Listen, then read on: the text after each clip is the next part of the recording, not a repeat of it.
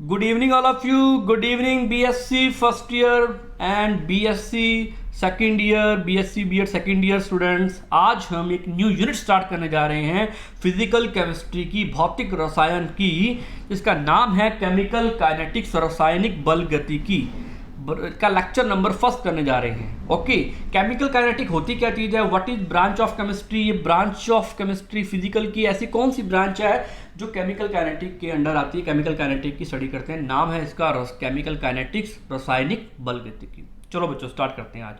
आज सिर्फ हम इसको इंट्रोडक्शन के बारे में देखेंगे, इसकी डेफिनेशन देखेंगे, इसमें हमने क्या क्या पढ़ना है उसके बारे में बात करेंगे आज. बच्चों ये आपका सिलेबस है केमिकल काइनेटिक्स का.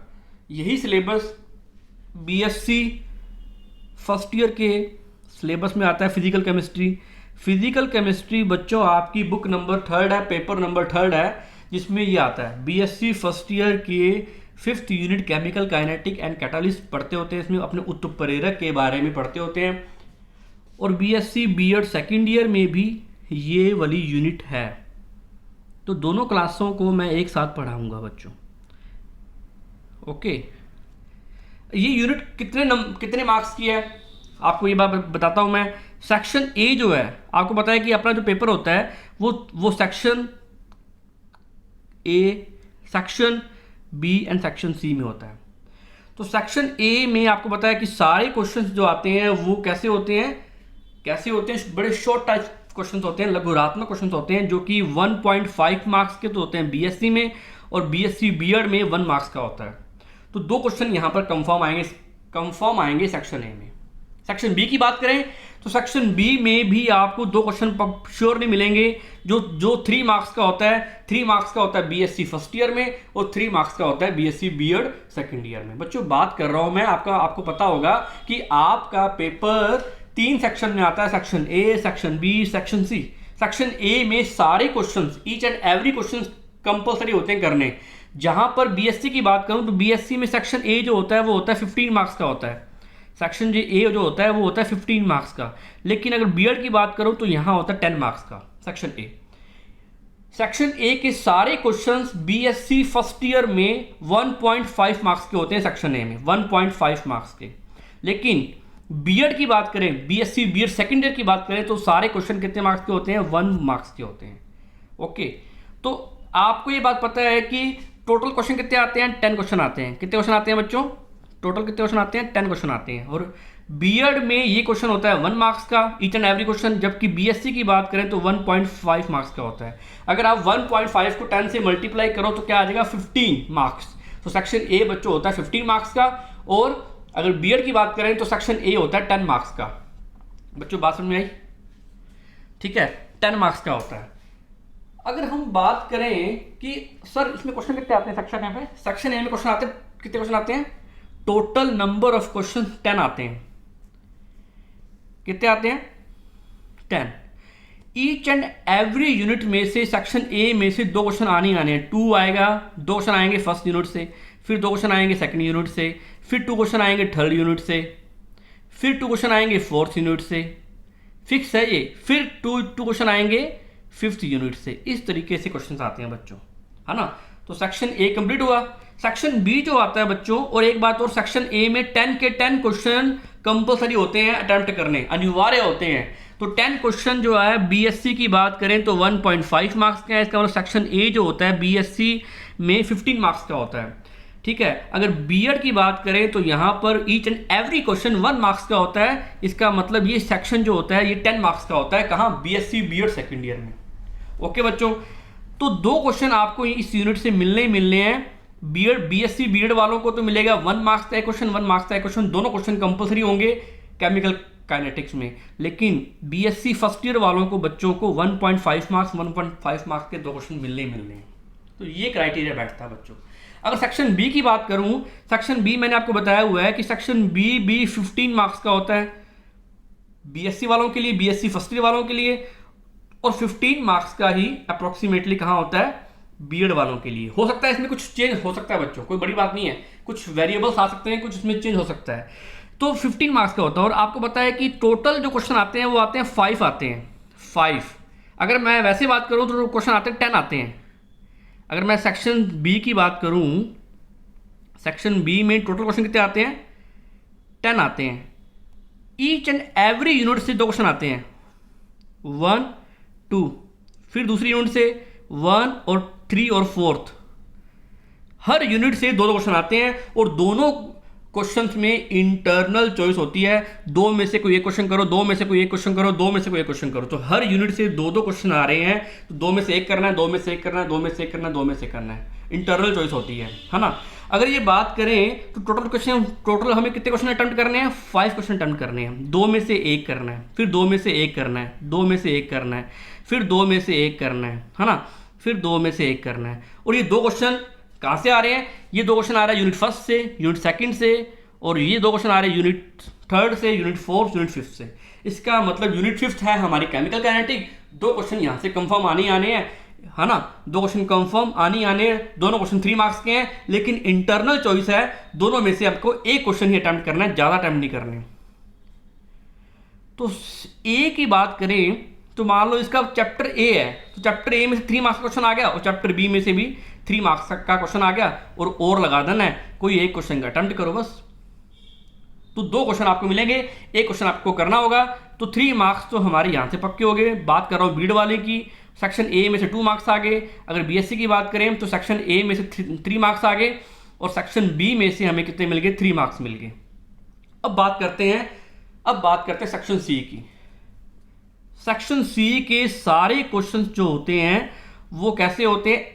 ऐसे टाइप होते हैं, निबंधात्मक होते हैं, ऐसे टाइप क्वेश्चन होते हैं, बड़े बड़े क्वेश्चन होते हैं। और टोटल क्वेश्चन कितने आते हैं? 5 क्वेश्चन आते हैं, 1 2 3 4। बच्चों आपको एक ब्लूप्रिंट दे रहा हूं कि आपको किस तरीके से तैयारी करनी है, एक ब्लूप्रिंट समझा रहा हूं आपको, इंट्रोडक्शन दे रहा हूं केमिकल काइनेटिक्स की यूनिट से वाया मैं तुम्हें समझाने की कोशिश कर रहा हूं कि आपने किस तरीके से प्रॉपरली एक यूनिट तैयार करनी है। तो बच्चों बात देखो, तो हर यूनिट से एक क्वेश्चन आ रहा है, हर यूनिट से एक क्वेश्चन आ रहा है। यूनिट फर्स्ट से क्वेश्चन आ गया, यूनिट सेकंड से क्वेश्चन आ गया, यूनिट थर्ड से क्वेश्चन आ गया, यूनिट फोर्थ से क्वेश्चन आ गया, है ना, यूनिट फिफ्थ से क्वेश्चन आ गया। और आपको ईच एंड एवरी यूनिट से एक क्वेश्चन कंफर्म मिलेगा ऐसे टाइप का। और सेक्शन सी में कोई 3 क्वेश्चन, एनी 3 क्वेश्चन आपको अटेम्प्ट करने होते हैं। आपका मन है कि सर मैं पहला और थर्ड और फोर्थ क्वेश्चन अटेम्प्ट करूंगी, कोई दिक्कत नहीं है, करो, जो मर्जी क्वेश्चन अटेम्प्ट करो, सिर्फ 3 अटेम्प्ट करने हैं। इसका मतलब हमें 3 यूनिटें पक्के तैयार करनी होगी, कंफर्म तैयार करनी होगी, क्योंकि 3 बड़े क्वेश्चन अटेम्प्ट करने जरूरी हैं। 3 बड़े क्वेश्चन 5 मार्क्स के हैं, 5 × 3 जा 15 मार्क्स मिलेंगे हमें। तो हमें 3 यूनिट तो कंफर्म तैयार करनी है। अगर हम बात करें तो बच्चों बात समझ में आ रही है? जल्दी बताओ कमेंट सेक्शन में। तो 5 मार्क्स हमें कवर करने हैं एक यूनिट से, 5 मार्क्स होंगे दूसरी यूनिट से, 5 मार्क्स तीसरी यूनिट से। तो सबसे पहले हमें 5 यूनिटों में, बीएससी फर्स्ट ईयर वालों सुन लो, बीएससी बीएड सेकंड ईयर वालों सुन लो, हमें 3 यूनिटें ऐसी चुननी है जो हमें कंफर्म याद हो जाए। पहली यूनिट तो आपको केमिकल काइनेटिक करनी है। केमिकल काइनेटिक क्यों बोल रहा हूं? केमिकल काइनेटिक बहुत इजी यूनिट है। आप इसको 12th क्लास में, 11th क्लास में इसको आप पढ़ करके आए हो। रासायनिक बलगतिकी आसान सी यूनिट है। तो हमारे 5 नंबर ये पक्के हो गए सेक्शन सी में, 3 नंबर कहाँ पक्के हो गए? सेक्शन बी में, और 3 नंबर बीएससी फर्स्ट ईयर वालों के लिए वहां पक्के हो गए। कहां पर? सेक्शन ए में। सेक्शन ए में हमारे पक्के हो गए। बच्चों बात समझ में आई? तो 3 और 3 6 और 5 11। तो बीएससी फर्स्ट ईयर वालों को 11 मार्क्स का फायदा मिलता है, बीएससी फर्स्ट ईयर वालों को। अब बात करते हैं बीएससी बीएड की। बीएससी बीएड का 1 नंबर तो मिल जाएगा सेक्शन ए से, 3 मार्क्स मिल जाएंगे सेक्शन बी से, 5 मार्क्स मिल जाएंगे इसको सेक्शन सी से। टोटल मार्क्स कितने मिल गए उसको? 9 मार्क्स। और 9 मार्क्स जो है बच्चों आपके लिए बहुत फायदेमंद है। 9 मार्क्स आपको ये एक यूनिट कवर कर रही है। इसका मतलब अगर आप 3 यूनिटें तैयार करते हो तो 33 मार्क्स तो आ जाएंगे किनके? बीएससी फर्स्ट ईयर वालों के लिए। और 27 मार्क्स इसके आ जाएंगे अपने। बच्चों इसमें वेरिएबल्स हो सकते हैं, इसमें मार्किंग सिस्टम में चेंज आ सकता है, कोई बड़ी बात नहीं, हर साल बदलते रहते हैं। 27 मार्क्स बन जाएंगे उनके। तो बच्चों कोशिश करनी है कि अपने को 3 यूनिटें पक्की करनी है, जिसमें केमिकल काइनेटिक आपको कंफर्म याद करनी है, क्योंकि ये बहुत इजी यूनिट है, बहुत आसान यूनिट है फिजिकल केमिस्ट्री की। चाहे बात करूँ मैं बात करूँ मेडिकल वालों के लिए, चाहे बात करूँ मैं नॉन मेडिकल वालों के लिए। मैं कभी भी भेदभाव नहीं करता कि मेडिकल वाला स्टूडेंट अलग है, नॉन मेडिकल वाला अलग है। मैं सभी को एक मानता हूँ, केमिस्ट्री सभी को एक मानती है। ओके, तो इस तरीके से काम करना है कि आपको भी समझ में आए, मेडिकल वालों को भी और नॉन मेडिकल वालों को भी समझ में आए। एक एक चीज़ हमने ऐसे पढ़ानी है, मैं फिजिकल केमिस्ट्री तुम्हें ऐसे पढ़ाऊंगा बच्चों कि आर्ट्स का बच्चा भी अपनी क्लास लगा रहा है ना तो उसको भी इंटरेस्ट आए बच्चों, है ना। तो ये तुम्हें समझाने की मैंने कोशिश की है। तो ये एक यूनिट जो बैठती है वो 11 मार्क्स की बैठती है, तो आपको इसको कवर अप करना है, इसको सीखना है कि केमिकल काइनेटिक हमारे लिए क्या काम की है। ये सिलेबस है बच्चों, इस सिलेबस का स्क्रीनशॉट ले लो। आपको केमिकल काइनेटिक में क्या पढ़ेंगे, इसकी डेफिनेशन पढ़ेंगे, फिर इसके स्कोप के बारे में हम क्या करेंगे, डिस्कस करेंगे, फिर इसका रेट ऑफ रिएक्शन आ जाएगा, फिर factor affecting the rate of reaction आ जाएगा, फिर कंसंट्रेशन आ जाएगी, फिर टेम्परेचर, प्रेशर, जो फैक्टर अफेक्टिंग होते हैं, प्रभावित करने वाले कारक, रेट ऑफ रिएक्शन यानी अभिक्रिया की दर को प्रभावित करने वाले कारक। पहला आता टॉपिक, इसमें टॉपिक क्या आता है, पहला टॉपिक क्या आता है बच्चों इसमें, कि केमिकल काइनेटिक की डेफिनेशन क्या है। दूसरा क्या आता है, रेट ऑफ रिएक्शन आता है, रेट ऑफ रिएक्शन जो मोस्ट इंपॉर्टेंट टॉपिक है। थर्ड वन टॉपिक क्या आता है, थर्ड वन टॉपिक आता है इसमें factor affecting rate of reaction की प्रभावित करने वाले कारक, अभिक्रिया की दर को प्रभावित करने वाले कारक। केमिकल काइनेटिक का मतलब क्या होता है, अगर इसको हम थोड़ा सा देखें तो ये चीजें पढ़नी है। Zero order reaction, first order reaction क्या होती है, मॉलिक्युलरिटी क्या होती है, ऑर्डर ऑफ रिएक्शन क्या होता है, अभिक्रिया की कोटि क्या होती है, ये सारी चीजें हमने पढ़नी है। और दूसरी चीज हमें पढ़ना है कैटालिस्ट क्या होता है, उत्प्रेरक क्या होता है, उत्प्रेरक की भूमिका होती, क्या भूमिका होती है, what is role of catalyst. अगर हम कैटालिस्ट की बात करें, कैटालिस्ट का मतलब क्या होता है, आप मेरी क्लास लगा रहे हो, अगर मैंने एज ए कैटालिस्ट काम ना किया, पॉजिटिवली बात कर रहा हूं, पॉजिटिवली, अगर मैंने पॉजिटिवली कैटालिस्ट की तरह काम नहीं किया तो इसका मतलब मैं आपके लिए इफेक्टिव नहीं हूं। मुझे कैटालिस्ट बनना है आपकी क्लास के लिए, एज ए कैटालिस्ट काम करना है ताकि मैं आपको इंड्यूस कर सकूं पढ़ने के लिए, आपके इंटरेस्ट जगा सकूं फिजिकल केमिस्ट्री में कि आप बढ़िया ढंग से इसको पढ़ सको। तो बच्चों बात करते हैं, चलते हैं आगे। ओके बच्चों, एक बात और बता दूं आपको, एक चीज़ रहेगी इसमें, हाँ, कि आपका जो है ना केमिस्ट्री, जो फिजिकल केमिस्ट्री है वो बीएससी फर्स्ट ईयर वालों के लिए उसके जो मार्क्स हैं वो तो 45 मार्क्स की है। ओके, वो कौन से, वो कितने मार्क्स की है, 45 मार्क्स की। लेकिन अगर बात करें बीएससी बीएड सेकेंड ईयर की तो वो 50 मार्क्स की है। कैसे 50 मार्क्स की, बताता हूँ आपको। 40 मार्क्स, 45 मार्क्स की तो होगी वहाँ पर, क्योंकि आपको पता है कि सेक्शन ए 15 मार्क्स का, सेक्शन बी 15 मार्क्स का, सेक्शन सी 15 मार्क्स का, तो ये फिजिकल केमिस्ट्री होगी 45 मार्क्स की। अगर हम बात करें 45 की होगी फिजिकल, 45 की होगी ऑर्गेनिक, 45 की होगी इनऑर्गेनिक, तो टोटल कितने बन गए, टोटल कितने बन गए बच्चों बताओ, 135 बन गए। 135 और 65 मार्क्स का क्या होता है आपका, प्रैक्टिकल होता है। तो टोटल केमिस्ट्री कितने मार्क्स की होगी आपकी, 200 मार्क्स की होगी, है ना। तो 65 मार्क्स के प्रैक्टिकल होते हैं, बीएससी फर्स्ट ईयर को प्रैक्टिकल ज़्यादातर मैं करवाता होता हूँ मोस्टली, तो 200 मार्क्स की होगी। अगर हम बात करें बीएससी बीएड की बात करें तो बीएससी बीएड में 40 नंबर की तो थ्योरी होती है और 10 मार्क्स की क्या होती है, असाइनमेंट्स होते हैं।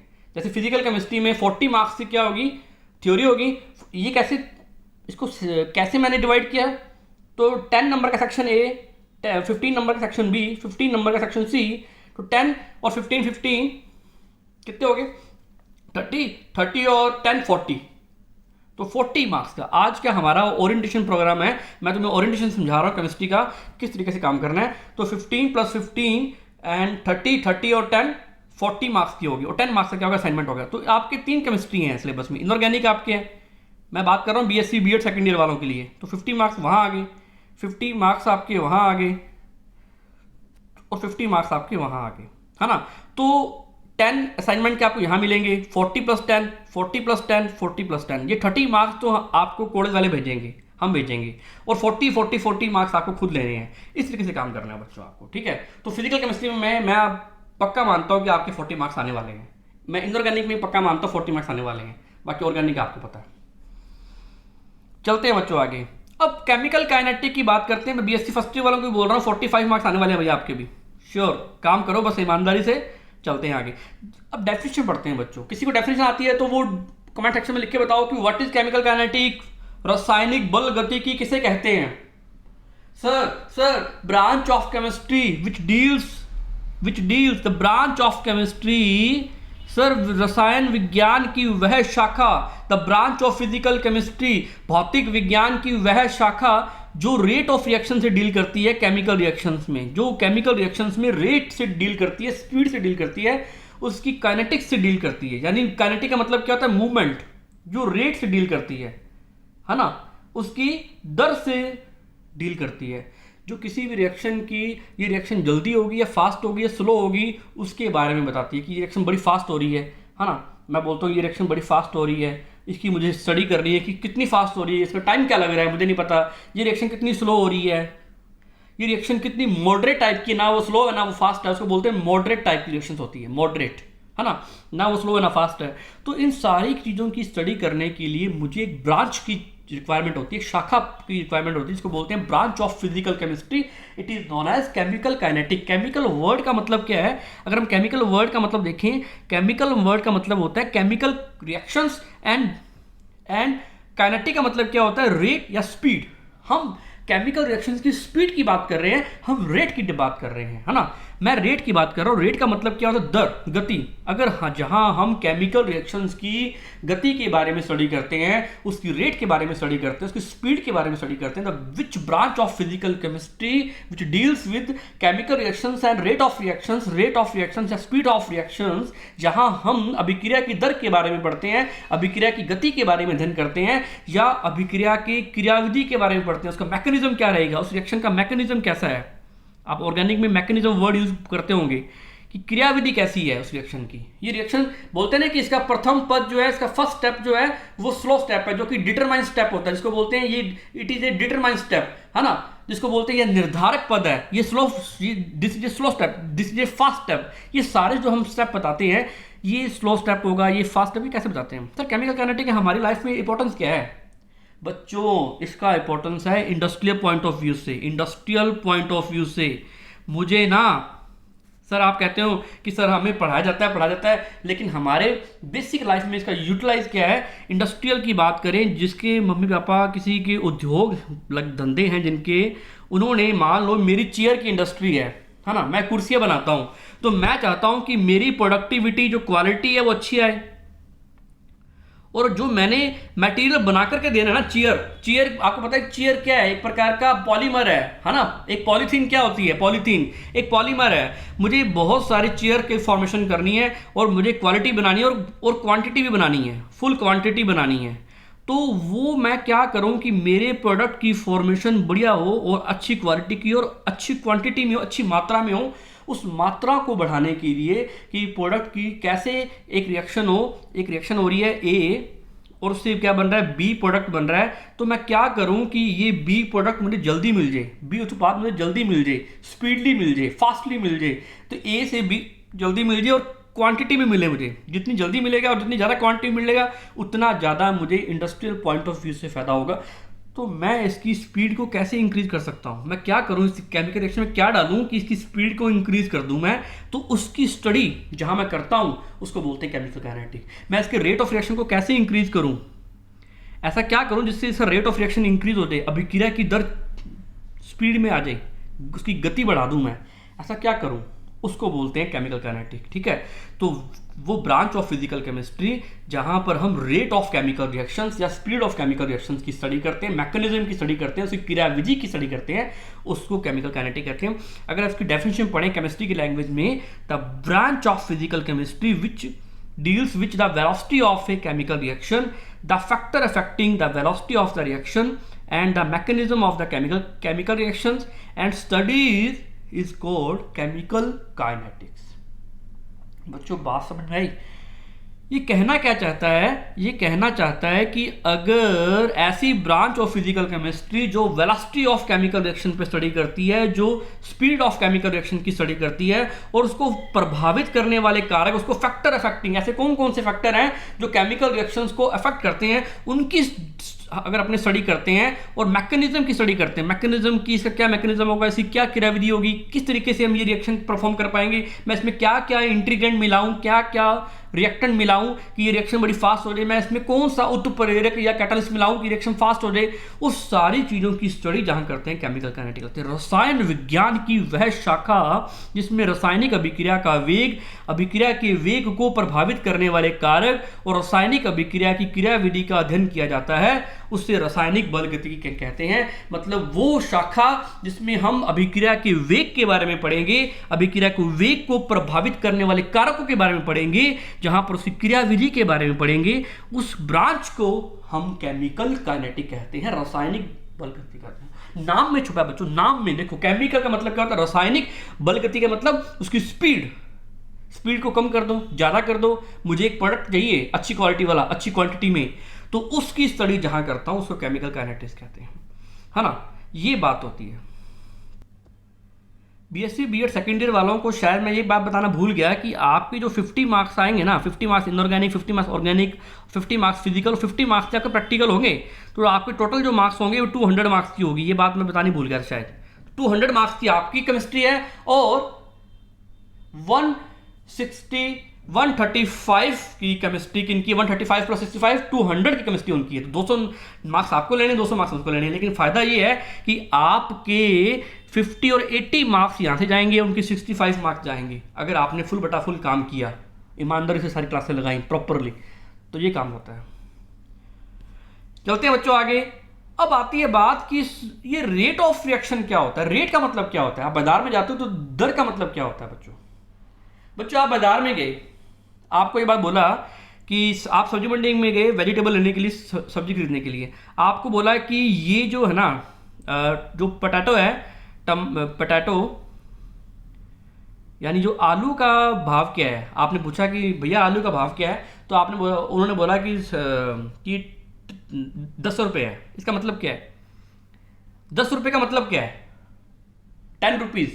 मतलब आप ऐसा बोलोगे कि सर दे दो भी, वो उसने एक आलू पकड़ा दिया, एक पटाटा उसने दे दिया, ऐसा होगा क्या, नहीं।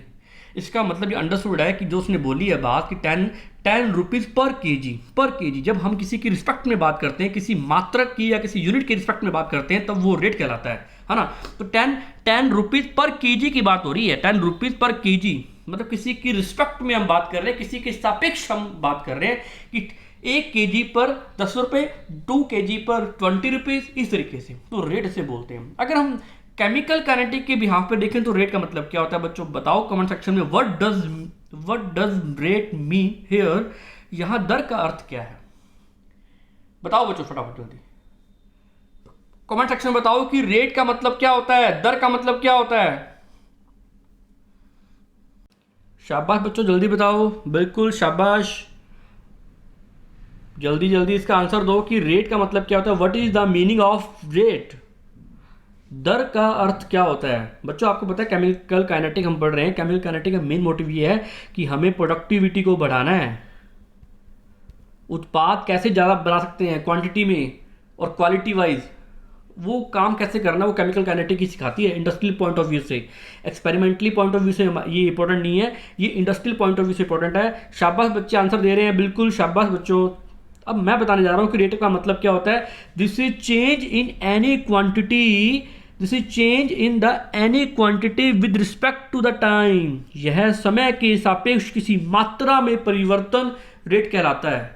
अगर हम केमिकल काइनेटिक की बात करें, हम रेट की बात करें, मान लो मैं बोलता हूं कि ये रिएक्शन है, ये रिएक्शन में रिएक्टेंट है, आर रिएक्टेंट और पी प्रोडक्ट बना रहा है, तो रिएक्टेंट की कंसंट्रेशन में जो चेंज आ रहा है तो प्रोडक्ट की कंसंट्रेशन में भी चेंज आ रहा है। अगर रिएक्टेंट की कंसंट्रेशन में चेंज नहीं आ रहा है, एक केमिकल रिएक्शन की हम क्या कर रहे हैं, हम स्टडी कर रहे हैं, मैं रिएक्टेंट से प्रोडक्ट बना रहा हूँ, अगर रिएक्टेंट की कंसंट्रेशन में कोई चेंज नहीं आ रहा है, इट टू मीन प्रोडक्ट की कंसंट्रेशन में भी कोई चेंज नहीं आ रहा। अगर रिएक्टेंट की कंसंट्रेशन में चेंज आएगा तो प्रोडक्ट की कंसंट्रेशन में भी चेंज आएगा। और ये जो चेंज आ रहा है, जो सांद्रता में जो परिवर्तन आ रहा है अभिकारक के उत्पाद की, अगर हम साथ में टाइम लगा करके बैठ जाएं कि यहाँ पर 1 सेकंड में एक रिएक्टेंट खत्म हुआ और 1 सेकंड में एक प्रोडक्ट बन गया, तो विद रिस्पेक्ट टू टाइम अगर हम स्टडी करते हैं तो उसको बोलते हैं रेट ऑफ रिएक्शन, या रेट बोलते हैं, सिंपल सी बात है। तो change in any quantity with respect to time, समय के सापेक्ष किसी मात्रा में परिवर्तन क्या होता है, उसका रेट कहलाता है। बच्चों बात करते हैं रेट ऑफ केमिकल रिएक्शन। अब केमिकल रिएक्शन क्या रेट क्या होता है, हमारा टॉपिक है रासायनिक अभिक्रिया की दर क्या होती है, हमने रेट के बारे में बात कर ली। अगर हम केमिकल रिएक्शन के बिहाफ पे बात करें तो अगर अपने मीडियम लिया एक्वस, बच्चों केमिकल रिएक्शन 2 टाइप्स की होती हैं, एक तो होती है एक्वस मीडियम में, एक तो होती है एक्वस मीडियम में, एक होता है गैसियस मीडियम में।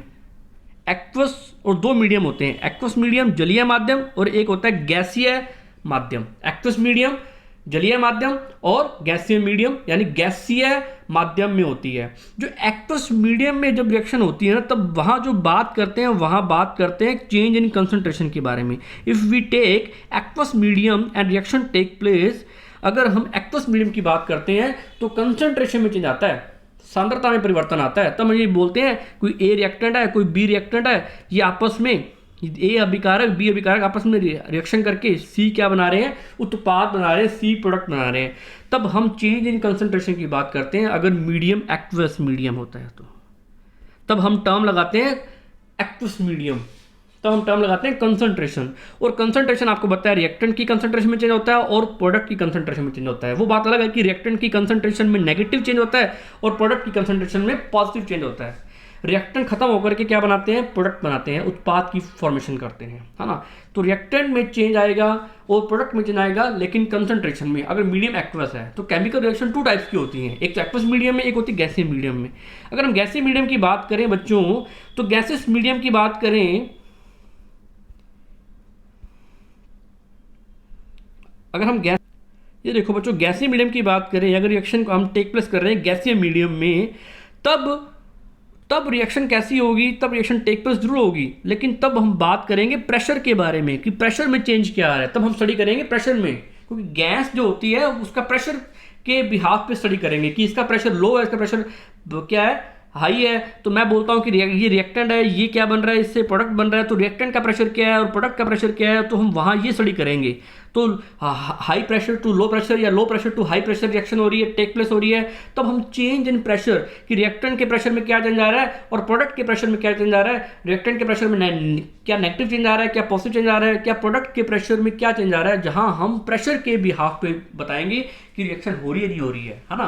तो change in pressure with respect to time, अगर इतने समय में इतने प्रेशर में चेंज हो रहा है, इसका मतलब हम बात कर रहे हैं रेट ऑफ केमिकल रिएक्शन की इन गैसीय मीडियम, इन गैसीय माध्यम की बात कर रहे हैं। अगर हम गैसीय माध्यम में बात करेंगे तो वहां हम बच्चों प्रेशर के बारे में स्टडी करेंगे। अगर हम बात करेंगे लिक्विड यानी एक्वस मीडियम की बात करें, तब वहां हम कंसंट्रेशन टर्म्स की यूज करेंगे। ज्यादातर हमारी जो रिएक्शन होती है वो एक्वस मीडियम में होती है, जहां रिएक्टेंट भी एक्वस मीडियम में है, प्रोडक्ट भी एक्वस मीडियम में है, दोनों एक्वस मीडियम में होते हैं। अगर गैसीय मीडियम की बात करें तो रिएक्टेंट भी क्या होगा, गैसीय मीडियम में होगा, प्रोडक्ट भी जो बनेगा वो भी कौन सी मीडियम में होगा, गैसीय मीडियम में होगा। सारी रिएक्शन गैसीय मीडियम में, यानी जो उत्प्रेरक डाला है आपने, कैटलिस्ट डाला है, वो भी गैसीय मीडियम में। तो मेन मोटिव हमारा क्या डेफिनेशन से है। तो डेफिनेशन बच्चों क्या निकल के आती है, डेफिनेशन ये निकल के आती है change in concentration of reactant और प्रोडक्ट या end product, change in concentration of reactant and product with respect to time, कि रिएक्टेंट की कंसंट्रेशन में कितना डिक्रीमेंट आया with respect to time, it is known as rate of chemical reaction. ये मान लो मैं करवा रहा हूं आर रिएक्टेंट और उससे क्या बन रहा है, पी प्रोडक्ट बन रहा है। आपको पता है कि रिएक्टेंट खत्म होते हैं, डिस्ट्रॉय होते हैं, खत्म हो जाते हैं, और ये क्या बनाते हैं, अपने आप को मिटा करके प्रोडक्ट बनाते हैं। तो रिएक्टेंट की कंसंट्रेशन में नो डाउट कौन वो चेंज होगा, वो होगा नेगेटिव। रिएक्टेंट की कंसंट्रेशन में डिक्रीमेंट आएगा यानी कमी आएगी, तो प्रोडक्ट की कंसंट्रेशन में क्या आएगा, इंक्रीमेंट आएगा, इंक्रीज होगी प्रोडक्ट की कंसंट्रेशन, एकदम से बढ़ेगी, इसकी एकदम से घटेगी। तो change in concentration of reactant of and product with respect to time in aqueous medium, it is known as rate of chemical reaction. अगर हम बात करें ये सारी रिएक्शन गैसीय मीडियम में हो रही है,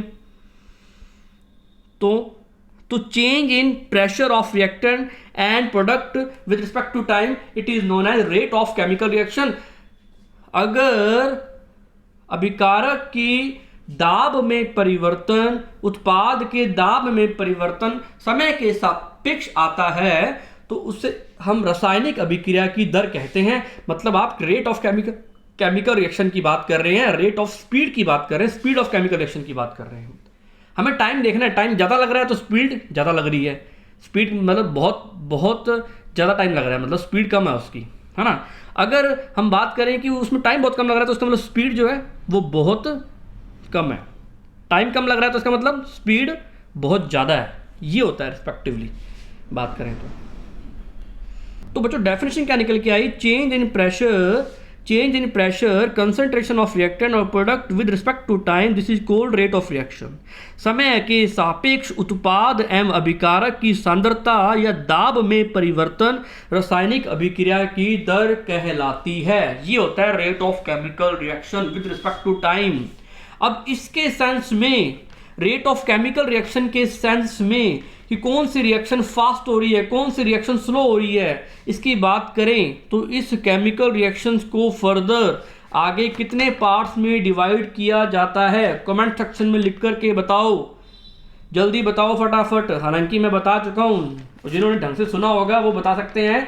बच्चों बताओ कि किस हिसाब से हम बताएं कि कौन सी रिएक्शन स्लो होगी, कौन सी रिएक्शन फास्ट होगी, किस सेंस में बताएं, किस तरह से हम बताएं इसको। रेट ऑफ केमिकल रिएक्शन के सेंस के हिसाब से इसको आगे फर्दर डिवाइड किया गया। जल्दी बताओ फटाफट कमेंट सेक्शन में। और एक बात और बताओ, आज का लेक्चर समझ में आया नहीं आया? थोड़ा सा आज मैंने ओरिएंटेशन प्रोग्राम कराया, थोड़ा सा केमिकल काइनेटिक की शुरुआत की है, सिर्फ परिभाषा पढ़ी है हमने। अगले लेक्चर में हम पूरा इसको डीपली हम क्या करेंगे, इसकी स्टडी करेंगे। आज सिर्फ इंट्रोडक्शन था केमिकल काइनेटिक का, सिंपल सी डेफिनेशन पढ़ी है हमने। बच्चों जल्दी बताओ कितने पार्ट्स में डिवाइड करें रेट ऑफ केमिकल रिएक्शंस के रिस्पेक्ट में, behalf of rate of chemical reaction. रासायनिक अभिक्रिया की दर के हिसाब से अगर हम सेंस में देखें तो रेट ऑफ केमिकल रिएक्शन के हिसाब से देखें तो कितनी स्पीड, कितनी टाइप्स की रिएक्शन होती हैं बच्चों? 3 टाइप्स की होती है। शाबाश बच्चों, समझ में आ रहा है ना? 3 टाइप्स की केमिकल रिएक्शंस होती हैं। फर्स्ट वन नाम बताओ जल्दी फटाफट। Sir fast reactions. Second one slow reactions, या तो रिएक्शन फास्ट होगी या रिएक्शन स्लो होगी। Third one sir moderate reaction, moderate types की रिएक्शंस होती हैं, ना ज़्यादा स्लो ना ज़्यादा फास्ट। एक तो तीव्र अभिक्रिया, एक बहुत धीमी अभिक्रिया, एक होती है मॉडरेट यानी बीच की, जो ना तो धीमी है ना कैसी है, ना मतलब बड़ी स्पीड में हो रही, ना तो वो तीव्र अभिक्रिया है ना वो धीमी अभिक्रिया है। मॉडरेट रिएक्शन बोलते हैं उसको, मॉडरेट मॉडिफाइड फॉर्म में होती है वो। तो 3 रिएक्शन होती हैं। अब मुझे बच्चों एक कोई एग्जांपल बताओ जो रिएक्शन बड़ी फास्ट होती है। दुनिया की ऐसी कौन सी रिएक्शन है जो बड़ी फास्ट होती हैं, जो बड़ी स्पीड में होती हैं? जल्दी बताओ फटाफट, शाबाश जल्दी बताओ फटाफट कमेंट सेक्शन में कि ऐसी कौन कौन सी रिएक्शंस हैं जो बड़ी फास्टली होती हैं। मैं सारी डेफिनेशन करवाऊंगा, ये आप चिंता मत करो, सारे नोट्स बनवाऊंगा हिंदी मीडियम और इंग्लिश मीडियम में। लेकिन आपसे मैं पूछ रहा हूं कि ऐसी कौन सी रिएक्शंस हैं जो बड़ी फास्टली होती हैं, जल्दी बताओ। Example within nanosecond, बिल्कुल nanosecond, 10 to the power -14 या 10 टू द पावर -12 सेकंड्स में हो जाती है रिएक्शन कंप्लीट। जल्दी बताओ फटाफट आंसर करके। हाँ शाबाश, जितनी भी आयनिक रिएक्शंस होती हैं, जितनी भी आयनिक रिएक्शंस होती हैं वो सारी की सारी रिएक्शन आयनिक अभिक्रियाएं, all the example of fast reactions, ये सारी तीव्र अभिक्रियाओं का उदाहरण है आयनिक अभिक्रियाएं। आयनिक रिएक्शन जितनी भी होती हैं वो सारी की सारी फास्ट रिएक्शंस होती हैं। अब बच्चों बात बताओ, क्या आयनिक रिएक्शंस का रेट डिटरमाइन हम कर सकते हैं क्या हम रेट डिटरमाइन कर सकते हैं क्या? ये आपका होमवर्क है मुझे बताना सोच करके, मैं आपसे बाद में पूछूंगा कभी, ये बताना। सेकंड रिएक्शन आती है स्लो रिएक्शन। अब स्लो रिएक्शन का मतलब क्या होता है? ऐसा नहीं है मैं लेबोरेटरी में गया, मैंने कोई केमिकल रिएक्शन की, मैंने कोई एक्सपेरिमेंट किया, मुझे घंटा लग गया, 1 घंटा लग गया। सर ये तो बहुत स्लो रिएक्शन है जी, 1 घंटा लग गया, इसको नहीं बोलेंगे स्लो रिएक्शन। जल्दी बताओ एग्जाम्पल कमेंट सेक्शन में, शाबाश स्लो रिएक्शन के एग्जाम्पल बताओ कमेंट सेक्शन में, जल्दी बताओ शाबाश। बच्चे बोल रहे हैं रस्टिंग ऑफ आयरन, जंग लगना, लोहे पर जंग लगना, rusting of iron is the best example of slow reaction. Rusting of iron का मतलब क्या होता है? जंग लगना लोहे पे, आपने कभी देखा हो तो लोहे का जो कलर है वो ब्राउनिश सा हो जाता है, कई बार थोड़ा सा ब्लैकिश, और वो ब्राउनिश सी एक लेयर बन जाती है उसके अंदर। ये एक टॉपिक पूरा आएगा आपके रासायनिक उसमें आएगा, ये आपके क्या नाम है टॉपिक का, इलेक्ट्रोकेमिस्ट्री में आएगा आपके ये वाला। तो बच्चों मैं आपसे ये पूछना चाहता हूँ, आपने बता दिया कि सर जो जंग लगती है लोहे पे जंग लगना द एग्जाम्पल ऑफ धीमी अभिक्रिया, है ना। तो इस ये धीमी का मतलब क्या है कि मैंने क्या किया, आपको बताया कि लोहे पे जब जंग लगती है वो लगती है पानी के कारण। किसके कारण लगती है? पानी के। आपको बताया जो लोहे पे जंग लगती है वो लगती है किसके कारण लगती है? पानी के कारण, मतलब मॉइस्चर प्रेजेंट होती है। मॉइस्चर में क्या होता है? ऑक्सीजन होती है ना। ये आपस में रिएक्शन करके तभी तो बोलते हैं कि लोहे को पानी और इसमें मॉइस्चर में नहीं रखना चाहिए, बारिश में नहीं रखना चाहिए, इस पर क्या लग जाती है? जंग लग जाती है। अब मान लो बारिश हुई, मैंने लोहा बाहर रख दिया, और लोहे को कहते हैं कि ना कि अगर आपको रस्टिंग ऑफ आयरन बचाना है ना, इसको प्रिवेंट करना है, इसको बचाना है, तो आप इस पर पेंट कर दो या इसका गैल्वेनाइजेशन कर दो, यानी गैल्वेनीकरण कर दो, यानी पेंट कर दो इसके ऊपर, तो ये इसको बचा सकते हो आप। लेकिन मैंने पेंट नहीं किया। मम्मी ने बोला कि बेटा आपने वो लोहा बाहर रखा हुआ है, अंदर रख दो। मैं रखना भूल गया, बारिश हुई, है ना, लोहे पे बारिश हुई होगी, पक्की बात है, बारिश हुई, ये आयरन की एक रोड पड़ी है, और ना हुआ क्या कि बारिश शुरू हो गई, पानी गिरने लग गया, H2O और O2 भी प्रेजेंस है। तो क्या हुआ कि आफ्टर सम टाइम बाद क्या देखता हूँ कि इस आयरन पे जंग लगनी शुरू हो जाती है, वो आयरन गलना शुरू हो जाता है 5-6 घंटे बाद। ऐसा होता है क्या? आपने कभी नोट किया है क्या कि आयरन पे जंग लगनी शुरू हो चुकी है? रस्टिंग ऑफ आयरन होता है क्या ऐसा कि 5 घंटे के अंदर अंदर वो आयरन जो है वो उसकी परतें जो है वो एक तरीके की कंपाउंड की फॉर्मेशन करने लग गई हैं, फेरिक ऑक्साइड की। ऐसा होता है कभी? नहीं, इसको बहुत लंबा टाइम लगता है, साल, 6 महीने, with in 6 months, 1 year, even 2 year. अगर आयरन अच्छी क्वालिटी का है तो 2 ईयर, 3 ईयर्स भी लग सकते हैं। तो क्या इतनी स्पीड, इतनी सबसे स्लोएस्ट स्पीड, इसको बोलते हैं स्लो रिएक्शन। आपने कभी देखा हो तो तांबे का जो बर्तन होता है, तांबे का जो लोटा होता है जिससे आप सूर्य भगवान को आप पानी अर्घ देते हो, तो आपने कभी नोट किया हो तो तांबे के बर्तन पर भी ग्रीन कलर की एक परत जम जाती है, लेयर जम जाती है। वो ग्रीन भी क्या है? रस्टिंग ऑफ कॉपर है, वो भी कॉपर पे जंग लग जाती है। समझ आई बच्चों बात? आपने कभी नोट किया हो चांदी जो होती है, चांदी तो आप सब बच्चे जानते हो चांदी क्या होती है। चांदी जो होती है वो सिल्वर जो होती है, जो चांदी की आप पाजेब पहनते हो वो ब्लैक हो जाती है। कभी आपने नोट किया हो? वो ब्लैक होने का कारण क्या है? जंग लग गई उस पर, रस्टिंग ऑफ सिल्वर हो गया वो, है ना, चांदी पे जंग लग गया। तो ये जो ग्रीन होता है वो तांबे पे, है ना, वो भी क्या कारण होता है? मेन कारण क्या होता है उसका? जंग लग गई वो सारी की सारी। ये सारी रिएक्शन जो होती हैं बड़ी स्लोली होती हैं, ये सारे स्लो रिएक्शन के एग्जांपल हैं। रस्टिंग ऑफ आयरन हो गया, है ना, और जो तांबे पे जो वो रस्टिंग होती है ग्रीन कलर की, जो चांदी पे होती है वो ब्लैक कलर की, सारे एग्जाम्पल किसके हैं? स्लो रिएक्शन के एग्जाम्पल हैं। अब बात आती है सर मॉडरेट रिएक्शन का एग्जांपल बताओ। मॉडरेट, जो ना स्लो ना फास्ट, जितनी भी आप लेबोरेटरी में केमिकल रिएक्शन परफॉर्म करवाते हो ना, वो सारी की सारी मॉडरेट रिएक्शंस होती हैं, जो विद इन सेकंड्स में हो जाती है, विद इन मिनट्स में हो जाती है, विद इन आवर्स में हो जाती है, घंटों में, मिनटों में, सेकंड्स में जो कंप्लीट हो जाएं वो रिएक्शन होती है मॉडरेट। और सबसे ज़्यादा यूज़ हम मॉडरेट रिएक्शंस का करते हैं। हम स्लो रिएक्शंस का, मुझे एक बात बताओ, क्या तुम स्लो रिएक्शंस का रेट डिटरमाइन कर सकते हो क्या? अभिक्रिया की दर निकाल सकते हो क्या? जो फास्ट रिएक्शन है, जो बहुत नैनो सेकंड में होती हैं, क्या आप उसका रेट ऑफ केमिकल रिएक्शन निकाल सकते हो क्या? डिटरमाइन करना बहुत इम्पॉसिबल है, निकाल नहीं सकते।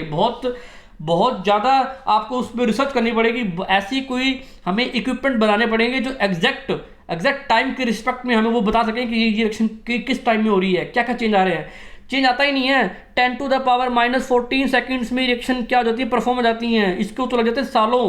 तो हमारे पास इतना टाइम कहाँ होता है चीज़ों को देखने का, ऑब्जर्व करने का? मैं क्या 1 साल तक बैठा रहूँगा क्या आयरन की जंग को स्टडी करने के लिए, रस्टिंग ऑफ आयरन को स्टडी करने के लिए? इसका मतलब इनका रेट डिटरमाइन करना बड़ा मुश्किल काम है, इम्पॉसिबल काम है, इनका रेट डिटरमाइन कर ही नहीं सकते। इसका मतलब हम केमिकल रिएक्शंस में सारे की सारे एग्जाम्पल मॉडरेट रिएक्शंस के पढ़ते हैं बच्चों। मॉडरेट रिएक्शंस पे पढ़ते हैं। तो केमिकल काइनेटिक्स सारी की सारी बेस्ड है मॉडरेट रिएक्शंस पे। तो ये हम आगे डिस्कस करेंगे नेक्स्ट लेक्चर में। बच्चों फटाफट मुझे बताओ कमेंट सेक्शन में, सारे जने पहले जितने बच्चे आए क्लास में आए हैं पहले सारे जने यस सर बोलेंगे और मुझे बताओ कि तुम्हें समझ में आया क्या। मैंने बिल्कुल आराम से कराया, बिल्कुल मतलब ये समझ लो आज मैंने कुछ करवाया भी नहीं, सिंपल सी एक डेफिनेशन बताई है बस, एक केमिस्ट्री का, फिजिकल केमिस्ट्री का एक ओरिएंटेशन बताया है कि 50 मार्क्स की आएगी आपके बीएससी बीएड सेकेंड ईयर वालों की 50 मार्क्स की आएगी, है ना, 50 मार्क्स की आएगी फिजिकल केमिस्ट्री, 50 मार्क्स की इनऑर्गेनिक, 50 मार्क्स की ऑर्गेनिक। और अगर हम बात करें वहाँ 45 की inorganic physical BSc first year की बात करें। तो ये हमने बात की है आज, बाकी बात करेंगे नेक्स्ट लेक्चर में। बहुत सारे आपको मैं क्वेश्चंस करवाऊंगा, बड़ा इंटरेस्टिंग वे में पढ़ेंगे आप, और आपसे मैं क्वेश्चन पूछूंगा और आपको मैं इसका आंसर बताऊंगा अगर आप नहीं बता पाए तो। बच्चों कमेंट सेक्शन में लिख के बताओ कि आपको समझ में आए सारी बातें। फिर मैं चलता हूँ आगे, लेक्चर खत्म करता हूँ, काफ़ी देर हो गई आज। ओके बच्चों, बाय, थैंक यू, मिलते हैं फिर। सारे बच्चे अटेंडेंस दो और मुझे कमेंट सेक्शन में लिख के बताओ तुम्हें समझ में आया सारी बातें। ओके बच्चों, बाय बच्चों।